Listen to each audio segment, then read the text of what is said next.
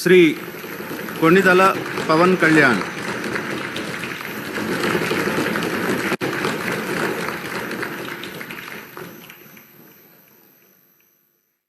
కొణిదల పవన్ కళ్యాణ్ అనే నేను శాసనసభ సభ్యుడిగా ఎన్నికైనందున శాసనం ద్వారా నిర్మితమైన భారత రాజ్యాంగం పట్ల నిజమైన విశ్వాసం, విధేయత చూపుతానని, భారతదేశ సార్వభౌమాధికారాన్ని, సమగ్రతను కాపాడుతానని, నేను స్వీకరించబోయే కర్తవ్యాన్ని శ్రద్ధాశక్తులతో నిర్వహిస్తానని దైవ సాక్షిగా ప్రమాణం చేస్తాను.